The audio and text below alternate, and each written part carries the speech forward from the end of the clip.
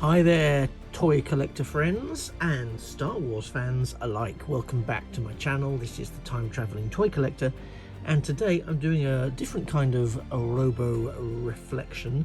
This time I'm looking at one of my all-time favorite robots from nostalgic toy time, and that's R2-D2. Obviously, this is not an original R2-D2 action figure. Well, it is an original R2-D2 action figure, but it's not the original R2-D2 action figure.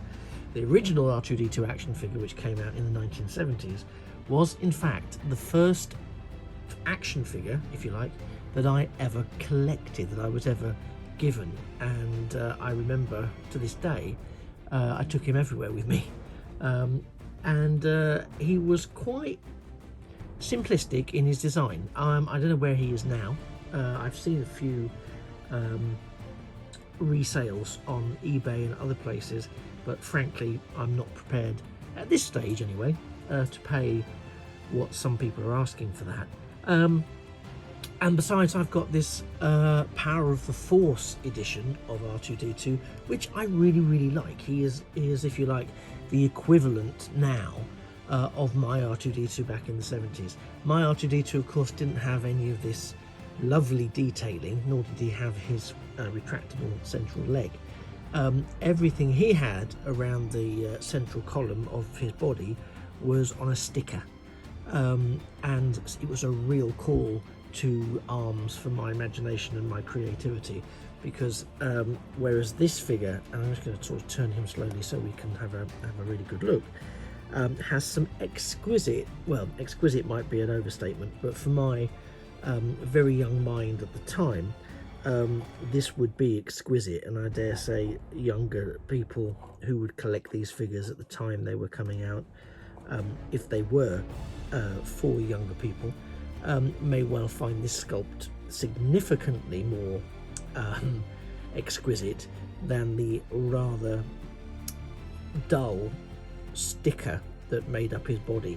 He also had this unusual feature whereby his head made a clicking sound when you turned it, which I never really understood, because to me, in my very literal thinking of a child that had watched the film in the cinema and seen various trailers on TV, R2-D2 beeped and made whistling and chirruping noises. He did not have a head that clicked, so I never really understood that or particularly engaged with it as a child.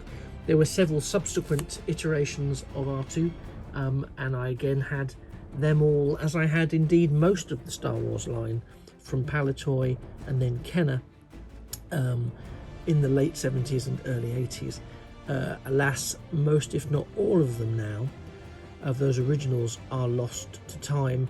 I know they were sold, the person will remain nameless, but they were sold at car boot sales, for example, garage sales, for 5p, 10p, so nothing, very small amounts of money, 10 cents, 5 cents, really sickening. And then I went to work in a store that specialized in old school toys and collectible items, and discovered the actual resale value of a lot of old old Star Wars figures, which would be in the region of, for good condition ones, upwards of £75. It's a lot of money, and I don't know, I often get asked by people that have seen what I have collected and who ask me in retrospect, would I, if I still had my Star Wars figures, would I sell them now?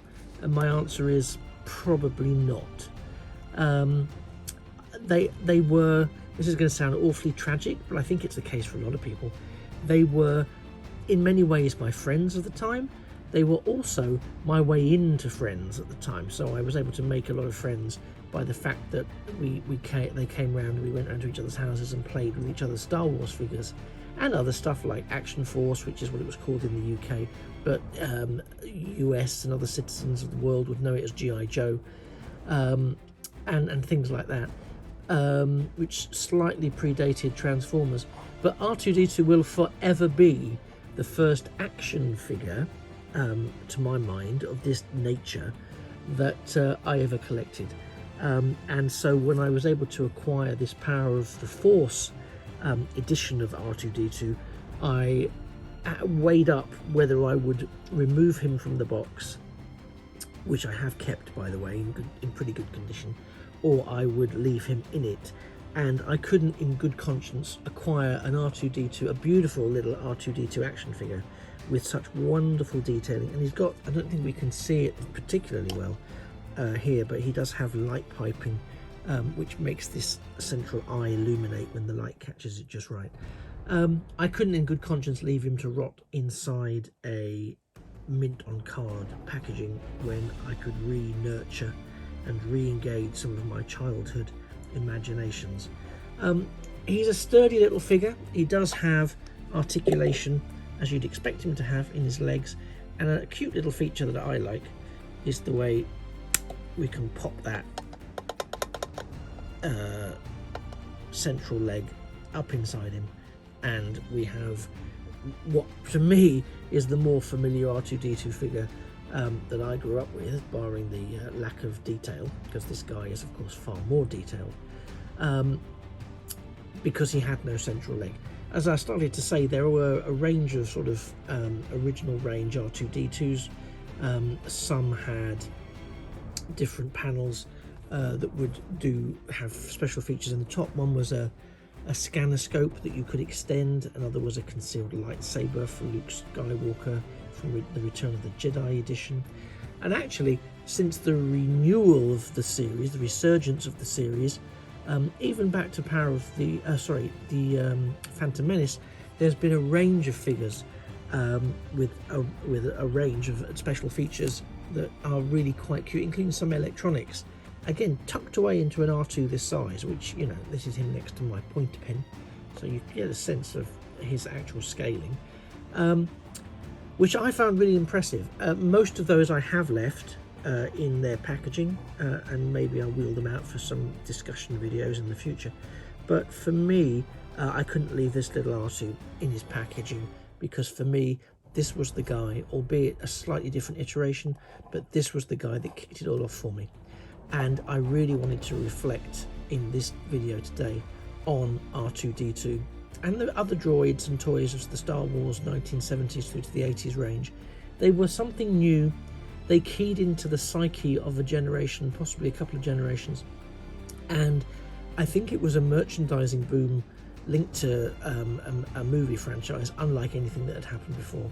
Star Trek certainly had predated it, but didn't have necessarily have the toy following, and I think certainly some of the other toys that existed that had a merchandise that was a toy range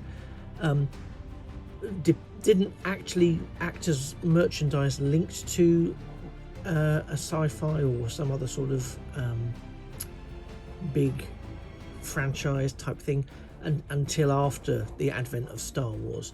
So Star Wars, and for me R2, really kicked off a wave of collection and a real sense of I need to collect them all, and I really did need to collect them all. I didn't successfully collect them all. There are a few figures that eluded me back in the 70s and the 80s, and it chokes me up slightly, because I remember in the 70s and the 80s these cost the likes of 50p, 75p, rising gradually to like 99p, and some were £1.25. I remember that being a real shock to my pocket money system and my parents' pay packet.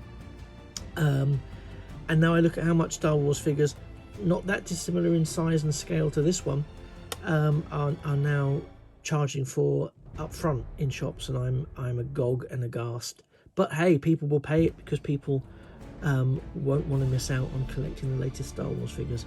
I am someone who is happy to miss out on that for now, because I prefer that which went past, not those that they're currently rekindling.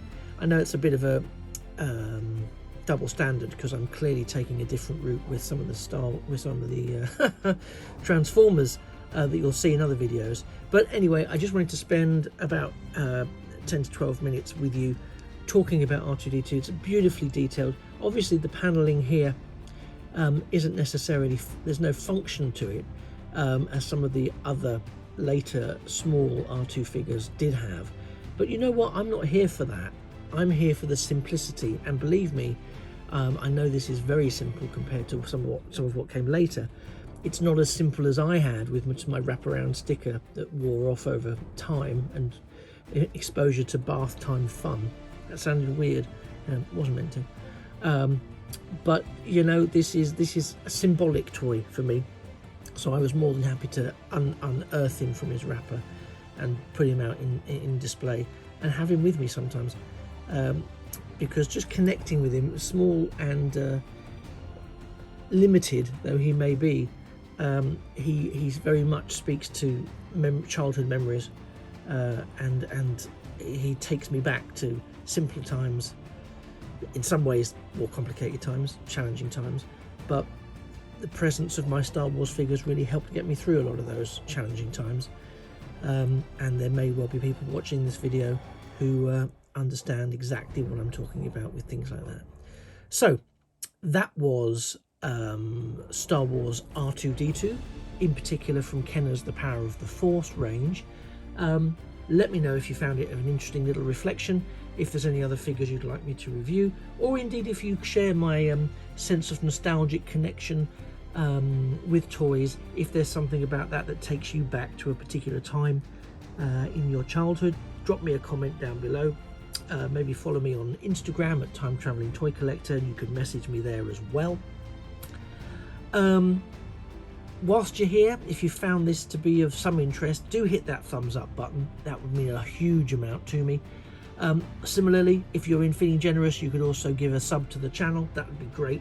And just in case you don't want to miss any future videos on Star Wars figures or Transformers or Star Trek or Space 1999 or Doctor Who or who knows what, then hit the notifications button and you'll never miss a video in the future. I've been the Time Traveling Toy Collector. You have been a fantastic audience. I'm going to leave you now, and I just wish from the bottom of my heart that the Force will be with you always.